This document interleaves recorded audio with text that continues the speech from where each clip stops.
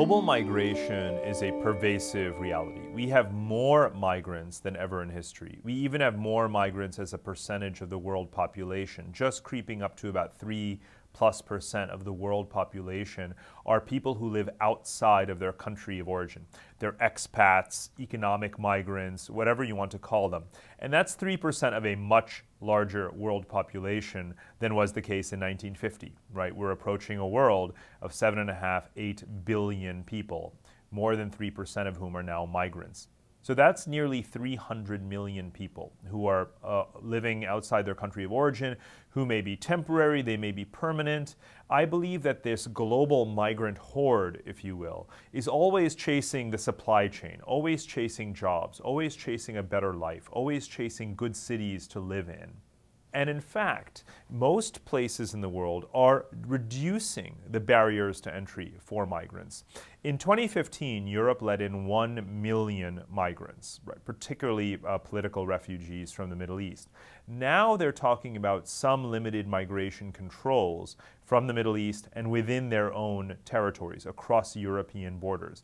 This is a very limited process because European countries are, of course, largely open to each other and generally very integrated. Their supply chains, their economies are very, very interdependent. But even if Europe were to impose very strict migration restrictions, that does not tell us about the global picture. The same year, 2015, ASEAN, the Association of Southeast Asian Nations, which is 10 countries and 700 million people, which is greater than the population of Europe, passed an ASEAN Economic Community and ratified a treaty to allow the free mobility of labor across its countries. So even if in 1 year, 600 million people in Europe decide that they want to limit mobility, the same year, 700 million people in Asia decided they want to increase mobility. So only from a totally Eurocentric standpoint are walls going up and migration becomes more difficult. That's not actually what is happening on a worldwide basis. In fact, we're going into a period that I describe as a great demographic dilution, even a genetic dilution. There is so much more intermingling of different ethnic populations happening around the world that there are very few countries left that you could even define as nation states. Traditionally, we think of a nation state as a country where 85 or 90% of the population belongs to the same ethnic group. The number of nation states is declining because more and more countries are becoming more ethnically diverse.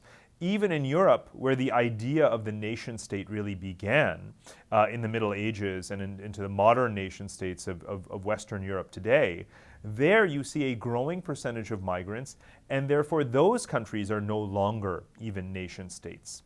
So in fact, we have this genetic intermingling, and we see this particularly in global cities that are melting pots.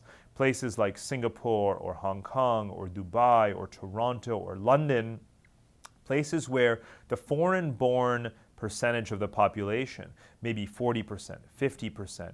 In the case of Dubai, even 85 or 90% of the residents actually don't come from that place. And so we see literally mingling of ethnicities, mixed birth children, and this mingling of populations that has never taken place before at this rapid rate. So yes, populism is a feature of our politics. There is a backlash against immigration to some degree in quite a few places, but the global picture is one of more mass migration and integration across societies.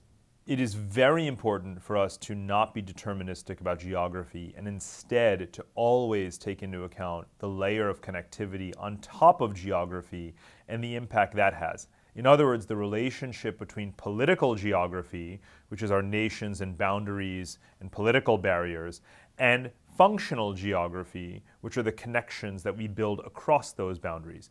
To understand the relationship between any two countries, you have to take into account not just the political boundary, but the infrastructural connectivity. An obvious example is the United States and Mexico.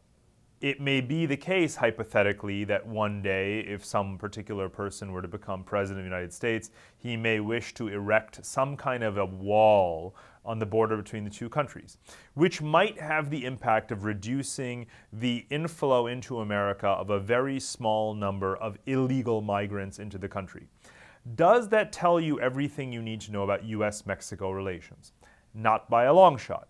In fact, US-Mexico relations consist of the following. It is one of the world's 2 or 3 most heavily legally transited borders, with hundreds of thousands of people moving across every single day. It is one of the largest trade relationships in the world, with more than several $100 billion of annual trade every single year. It is 2 countries that are massively investing in each other's economies, particularly the United States now investing more and more in the Mexican energy supply, in the Mexican energy sector, in the Mexican automotive sector.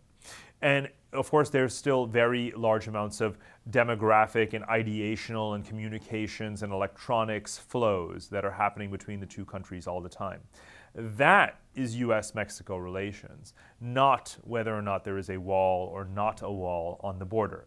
So if you multiply that by every single border in the world, you start to understand that there is so much more connectivity between countries than there is division. And that's just if we're talking about countries that border each other.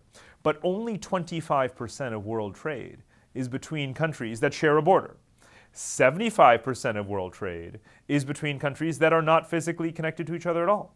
There's obviously lots of connectivity between all of our societies. Otherwise, how would 75% of our world trade be taking place at all? And in fact, the value of world trade in services, things that we zap rather than ship, is now more valuable than the trade in goods, things that we physically put in containers and ship. And so if you think about the full, almost total digital connectivity that is encompassing the world with the rapid spread of mobile communications and the internet, the more you realize that even if you can't physically see the connectivity, it is such an intimate part of our lives and our economy. We know that throughout history, the great, thriving commercial and even political centers of the world have been open, diverse, tolerant melting pots. Ancient Greece was like this. The Roman Empire was like this. The Ottoman Empire was a very diverse empire.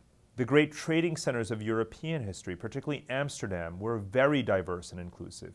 London, during the British Empire, welcomed in people from all across the Commonwealth. And today, the great global cities of the world, such as New York or Los Angeles or London or Dubai or Singapore, are all very diverse cities.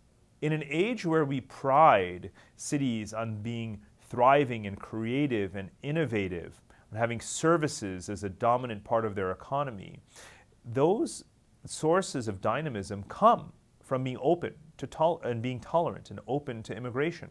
So we find a real correlation between the great cities in the world, the desirable places to live, and their openness to immigration and talent and diversity. And I think that's something to celebrate.